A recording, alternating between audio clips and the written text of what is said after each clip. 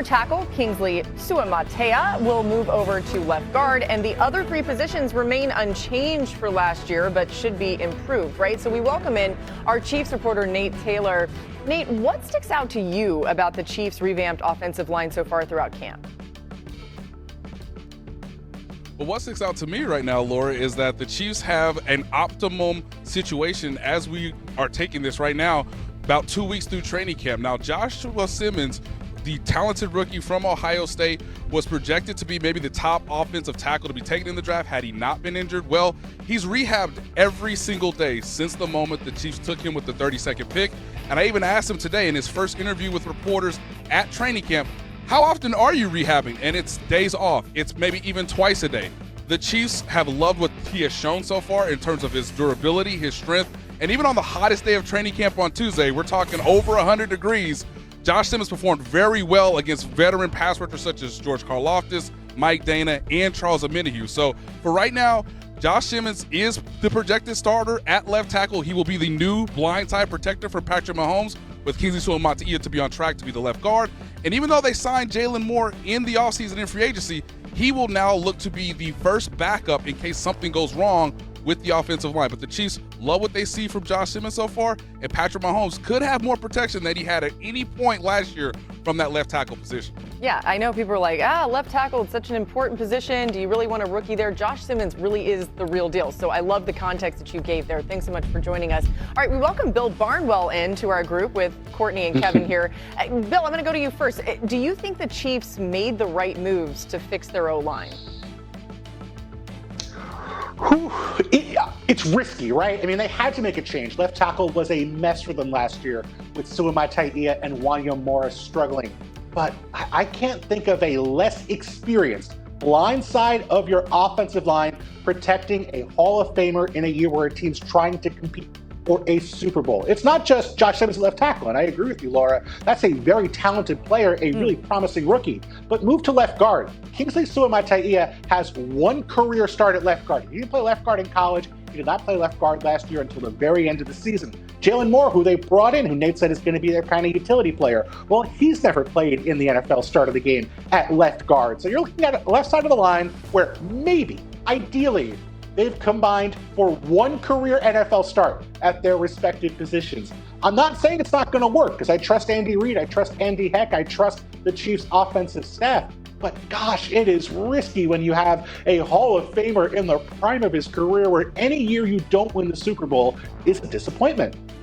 Yeah, I worry about, there's so much shuffling on the left side of the offensive line. They tried Suamatea at left tackle. That didn't work out, so they're trying to have him replace Joe Thuney, who was a huge part of the interior of this offensive line last few years. It's Joe Thuney, Creed Humphrey, and Trey Smith. 85% of the team's offensive plays over the last 4 years, those three have been intact. It's a problem when you take away your perennial all-pro left guard and move him to another team in Chicago. But I think with Josh Simmons, we saw how bad that left tackle spot was, what a weak spot it was throughout last season, and certainly in the Super Bowl.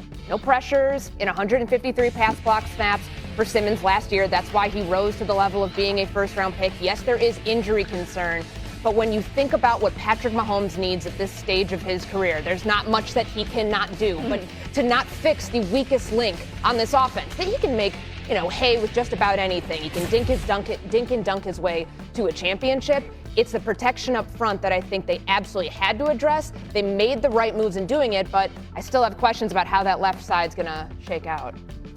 Chiefs fans, cover your ears for a second. Last year, Patrick Mahomes was contacted or hit. Contact is a technical term, 158 times, top 5 in the league. That number has increased every single season since 2019, double what it was almost in 2019. That is astounding, and it can't happen with a guy who's on a $500 million contract and is the franchise, basically. Okay, he's the CEO. He's the governor of Missouri, all right?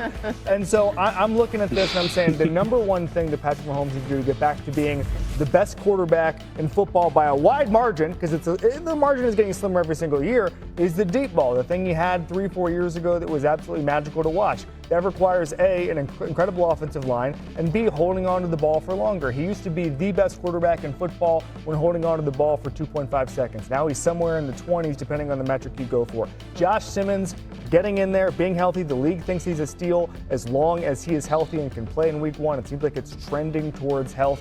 As long as that happens, everybody's back in position. Mahomes can be Mahomes again. It's interesting buying him a little bit more time that you're mentioning there. You know, if you think about it, he's been running for his life, right? He was sacked 6 times in last year's Super Bowl, despite not facing a single blitz in the game. He's sensing pressure that may not even be there.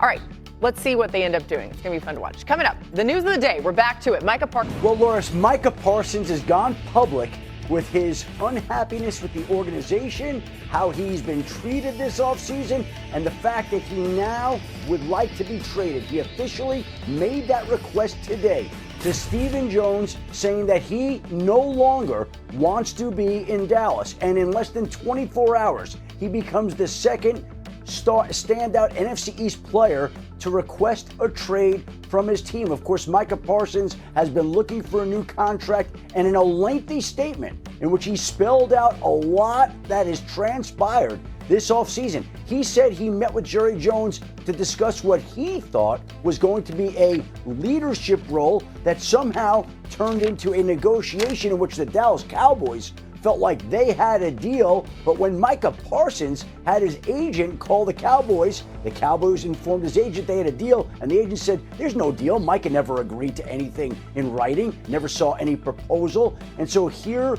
we are today. There's been no meaningful dialogue all offseason since that time between the two sides. Micah Parsons has heard Jerry Jones' public comments about him getting hurt. He doesn't want to be there anymore. He's officially requested a trade. And in the end, it's just more drama in Dallas. Yeah, Adam, I want to quickly follow up on what you just brought up there about Micah detailing this interaction between Jerry Jones that then didn't result in an actual deal, wasn't involving his agent.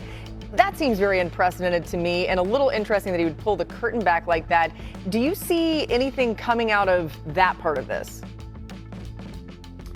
Listen, the Dallas Cowboys have a decision to make, and they have not been prone to trade Pro Bowl players before. And if you look at the Dallas Cowboys since Jerry Jones purchased them in 1989, there has been only one instance, Laura, in which they traded a player coming off a Pro Bowl season, and that was safety Thomas Everett back in April of 1994. They traded him to the Tampa Bay Buccaneers for a 4th-round pick. With all due respect to Thomas Everett, who was a superb player for the Dallas Cowboys, he's not Micah Parsons, who's one of 2 players in NFL history to have at least 12 sacks in his first 4 seasons, the other being Reggie White. We are talking about an elite pass rusher, one of the best, if not the best, young defensive talent in the game, who's only 26 years old. Jerry Jones wants to win now, but he's got a problem with his single best player. And now it's up to the Dallas Cowboys